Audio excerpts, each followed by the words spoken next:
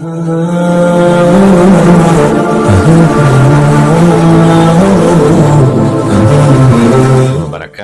علیکم ورحمۃ اللہ وبرکاتہ۔ پروردگار عالم سے استدا ہے کہ جہاں بھی رہیں خوش رہیں، آباد رہیں، شاد رہیں۔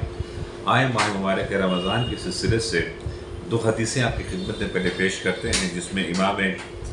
جعفر صادق علیہ السلام نے ارشاد فرمایا للصائم فرحتان، روزے داروں کے لیے دو مقام کے اوپر بہت خوشی کا مقام ہوگا، خوشی عنایت ہوگی۔ فرحت عند الافطار، جس وقت وہ افطار کر رہا ہوتا ہے روزے دار، اس کو جو خوشی محسوس ہو رہی ہوتی ہے، اس خوشی کو صرف وہ روزے دار ہی محسوس کر سکتا ہے۔ وفرحت عند لقاء ربہ، اور دوسرا موقع وہ ہوگا جس وقت اس کو بہت خوشی ہوگی، جس وقت وہ اپنے رب سے ملاقات کرے گا۔ یعنی روزے دار کو بہترین تحفہ دو مقام کے اوپر ملتا ہے۔ ایک، جب وہ اس دنیا سے جائے گا تو پروردگار عالم نے خود کہا ہے کہ وہ میں جانوں اور میرا بندہ جانے، جو اس نے میرے حکم کے اوپر اپنا کھانا پینا بند رکھا، ہم اس کو کیا عنایت کریں گے۔ اس کے بعد دوسری حدیث آپ کی خدمت میں پیش کرتا ہوں، امام محمد بن باقر علیہ السلام کی، جس میں ارشاد فرماتے ہیں الصیام والحج تسکین القلوب، کہتے ہیں روزہ رکھنے سے اور حج کرنے سے دلوں کو سکون ملتا ہے۔ اب لوگ سکون کے لیے بڑی بڑی دوائیاں کھا رہے ہوتے ہیں، ایک مرتبہ ذرا حج پہ جا کے دیکھیں کتنا سکون ملے گا، روزہ رکھ کے دیکھیں کتنا سکون ملے گا۔ کیوں؟ اس لیے وہ اللہ کے فرشتوں کے حصار میں ہو جاتا ہے جب وہ اللہ کے حکم کے اوپر یہ انجام دے رہا ہوتا ہے۔ آئیں آج کے مسئلے میں جو آپ کی خدمت میں پیش کرنا ہے وہ یہ ہے کہ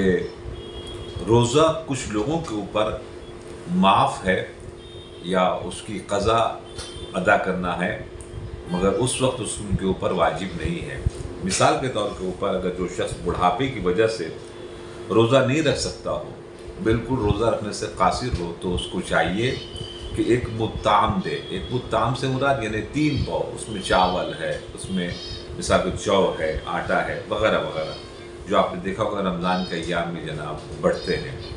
تو وہ روزے کا کفارہ ہوتا ہے کہ جو مومنین، وہ جو ضرورت مند ہیں، ان تک جناب پہنچایا جاتا ہے۔ اسی طریقے سے ماہ مبارک رمضان کے روزے وہ نہیں رکھ سکتا کہ جو مکمل طریقے سے بیمار ہو اور بیماری اس کی جائے نہیں، تو پھر اس کو بھی چاہیے ایک مطعم یعنی 3 پاؤ اس انداز سے غذا دے۔ ایک ایسا بیمار ہے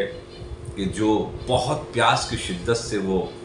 مکمل طریقے سے پریشان رہتا ہے اور پیاس اس کا دامن نہیں چھوڑ رہی ہوتی ہے، تو ایسے شخص کے لیے بھی ہے کہ وہ روزہ نہیں رکھے گا، اور بعد میں جب اس کی یہ پریشانی دور ہو جائے تو اس وقت روزہ رکھیں گا۔ ہاں، روزے کے زمانے میں صرف اتنا ہی پانی پیے گا جس کے ذریعے سے اس کی تکلیف جو ہے دور ہو سکے۔ اس کے بعد پھر وہ عورت جو وضع حمل کے لیے یعنی ڈیلیوری کے لیے ہے، بچہ پیدا ہونے والا ہے، اور اگر وہ روزہ رکھے گی تو پھر وہ بچوں کو تکلیف بھی ہو سکتی ہے، اس کو بھی تکلیف ہوتی ہے، تو شریعت کہتی ہے کہ وہ روزہ اس کے اوپر واجب نہیں ہے،